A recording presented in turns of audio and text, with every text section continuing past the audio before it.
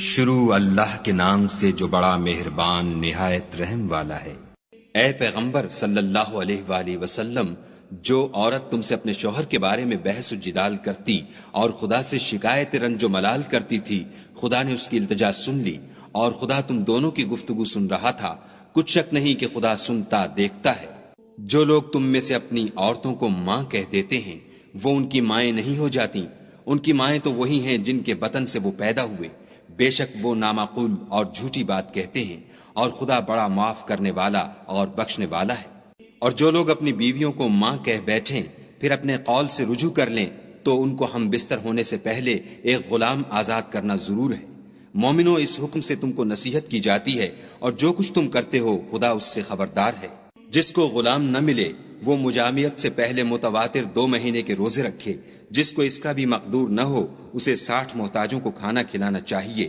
یہ حکم اس لیے ہے کہ تم خدا اور رسول کے فرما بردار ہو جاؤ، اور یہ خدا کی حدیں ہیں، اور نہ ماننے والوں کے لیے درد دینے والا عذاب ہے۔ جو لوگ خدا اور اس کے رسول کی مخالفت کرتے ہیں وہ اسی طرح ذلیل کیے جائیں گے جس طرح ان سے پہلے لوگ ذلیل کیے گئے تھے، اور ہم نے صاف اور صریح آیتیں نازل کر دی ہیں۔ جو نہیں مانتے ان کو ذلت کا عذاب ہوگا۔ جس دن خدا ان سب کو جلا اٹھائے گا تو جو کام وہ کرتے رہے ان کو جتائے گا۔ خدا کو وہ سب کام یاد ہیں اور یہ ان کو بھول گئے ہیں، اور خدا ہر چیز سے واقف ہے۔ کیا تم کو معلوم نہیں کہ جو کچھ آسمانوں میں ہے اور جو کچھ زمین میں ہے خدا کو سب معلوم ہے؟ کسی جگہ 3 شخصوں کا مجمع اور کانوں میں صلاح و مشورہ نہیں ہوتا مگر وہ ان میں چوتھا ہوتا ہے، اور نہ کہیں 5 کا مگر وہ ان میں چھٹا ہوتا ہے، اور نہ اس سے کم یا زیادہ مگر وہ ان کے ساتھ ہوتا ہے، خواہ وہ کہیں ہوں۔ پھر جو کام یہ کرتے رہے ہیں قیامت کے دن وہ ایک ایک ان کو بتائے گا۔ بے شک خدا ہر چیز سے واقف ہے۔ کیا تم نے ان لوگوں کو نہیں دیکھا جن کو سرگوشیاں کرنے سے منع کیا گیا تھا، پھر جس کام سے منع کیا گیا تھا وہی پھر کرنے لگے؟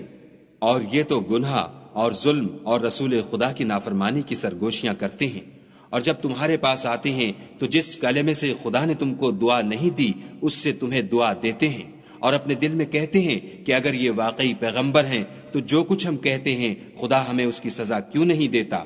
اے پیغمبر صلی اللہ علیہ وآلہ وسلم، ان کو دوزخ ہی کی سزا کافی ہے، یہ اسی میں داخل ہوں گے اور وہ بری جگہ ہے۔ مومنو، جب تم آپس میں سرگوشیاں کرنے لگو تو گناہ اور زیادتی اور پیغمبر کی نافرمانی کی باتیں نہ کرنا، بلکہ نیکوکاری اور پرہیزگاری کی باتیں کرنا، اور خدا سے جس کے سامنے جمع کیے جاؤ گے ڈرتے رہنا۔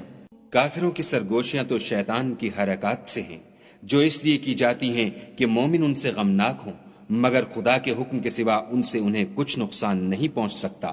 تو مومنوں کو چاہیے کہ خدا ہی پر بھروسہ رکھیں۔ مومنوں، جب تم سے کہا جائے کہ مجلس میں کھل کر بیٹھو تو کھل بیٹھا کرو، خدا تم کو کشادگی بخشے گا۔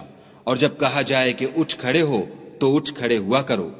جو لوگ تم میں سے ایمان لائے ہیں اور جن کو علم عطا کیا گیا ہے خدا ان کے درجے بلند کرے گا، اور خدا تمہارے سب کاموں سے واقف ہے۔ مومنو، جب تم پیغمبر کے کان میں کوئی بات کہو تو بات کہنے سے پہلے مساکین کو کچھ خیرات دے دیا کرو، یہ تمہارے لیے بہت بہتر اور پاکیزگی کی بات ہے۔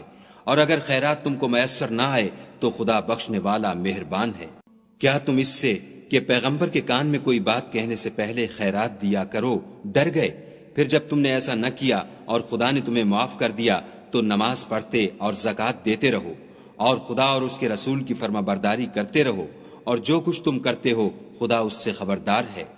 بھلا تم نے ان لوگوں کو نہیں دیکھا جو ایسوں سے دوستی کرتے ہیں جن پر خدا کا غضب ہوا؟ وہ نہ تم میں ہیں نہ ان میں، اور جان بوجھ کر جھوٹی باتوں پر قسمیں کھاتے ہیں۔ خدا نے ان کے لیے سخت عذاب تیار کر رکھا ہے، یہ جو کچھ کرتے ہیں یقیناً برا ہے۔ انہوں نے اپنی قسموں کو ڈھال بنا لیا اور لوگوں کو خدا کے رستے سے روک دیا ہے، سو ان کے لیے ذلت کا عذاب ہے۔ خدا کے عذاب کے سامنے نہ تو ان کا مال ہی کچھ کام آئے گا اور نہ اولاد ہی کچھ فائدہ دے گی۔ یہ لوگ اہل دوزخ ہیں، اس میں ہمیشہ جلتے رہیں گے۔ جس دن خدا ان سب کو جلا اٹھائے گا تو جس طرح تمہارے سامنے قسمیں کھاتے ہیں اسی طرح خدا کے سامنے قسمیں کھائیں گے، اور خیال کریں گے کہ ایسا کرنے سے کام لے نکلے ہیں۔ دیکھو یہ جھوٹے اور برسر غلط ہیں۔ شیطان نے ان کو قابو میں کر لیا ہے اور خدا کی یاد ان کو بھلا دی ہے۔ یہ جماعت شیطان کا لشکر ہے، اور سن رکھو کہ شیطان کا لشکر نقصان اٹھانے والا ہے۔ جو لوگ خدا اور اس کے رسول کی مخالفت کرتے ہیں وہ نہایت ذلیل ہوں گے۔ خدا کا حکم ناطق ہے کہ میں اور میرے پیغمبر ضرور غالب رہیں گے، بے شک خدا زوراور اور زبردست ہے۔ جو لوگ خدا پر اور روز قیامت پر ایمان رکھتے ہیں تم ان کو خدا اور اس کے رسول کے دشمنوں سے دوستی کرتے ہوئے نہ دیکھو گے، خواہ وہ ان کے باپ یا بیٹے یا بھائی یا خاندان ہی کے لوگ ہوں۔ یہ وہ لوگ ہیں جن کے دلوں میں خدا نے ایمان پتھر پر لکیر کی طرح تحریر کر دیا ہے اور فیض غیبی سے ان کی مدد کی ہے، اور وہ ان کو بہشتوں میں جن کے تلے نہریں بہ رہی ہیں داخل کرے گا، ہمیشہ ان میں رہیں گے۔ خدا ان سے خوش اور وہ خدا سے خوش۔ یہی گروہ خدا کا لشکر ہے، اور سن رکھو کہ خدا ہی کا لشکر مراد حاصل کرنے والا ہے۔